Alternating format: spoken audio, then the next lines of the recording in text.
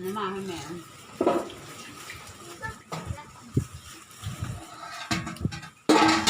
แดกเลยเนาะตึง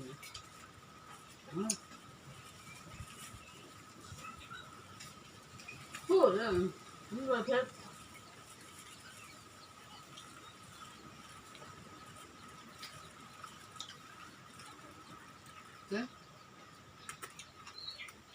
ดาวไม่เพชรเลยโอ้ยอย่าไปว่าเผ็ดเจ็บปะตำหุงให้กินน้ำ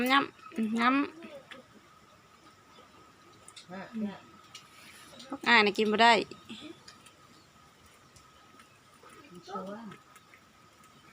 กินให้แม่จกให้แม่จกให้ในปุ่นนะเดี๋ยวดึงอะไรลูกปุ่นนะเนี่ยเอาปากไปเลย โอ้ยมึงอย่าพะโล้พะงานได้เผ็ดในประตูขนาดเดี๋ยวไปเสร็จเชื่อแม่นั่นนะขบวนเอาปุ่นในท้องเชื่อแล้วเอาเองค่ะเลยเมื่อกี้ให้นะ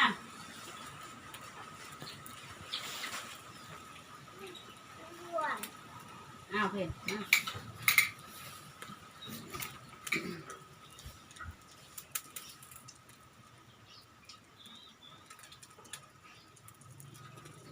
เป็นโรคเผ็ดบริเพศที่ไหนเป็นผู้ร้ายดามเห็นเผ็ดป้าเธอ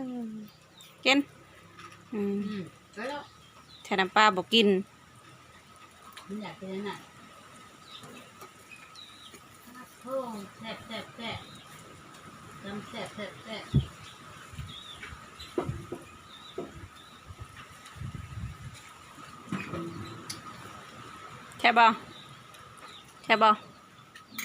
่บอยู่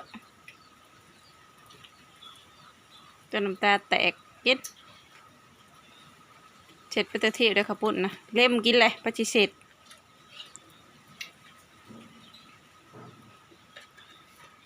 จับใส่ตอนกับตอนหุงเนี่ยจับใส่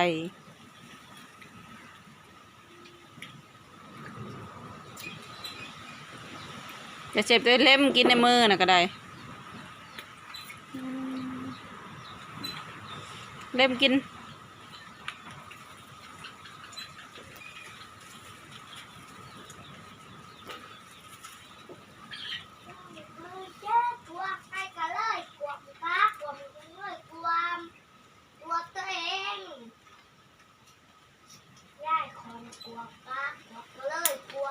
เผ็ดกินดีๆเผ็ดเลย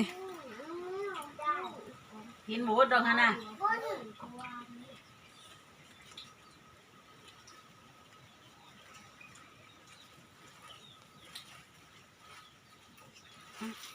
กินไปเลยอย่าเสร็จมันทีบไรเล่มกินเนี่ยเล่มกินเล่มกินเอาเลยนะเล่มกินเอา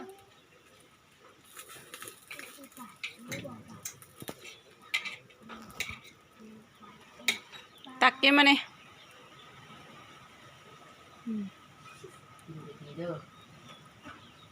เล็ดยังกะเล่มเอาเล่มกิน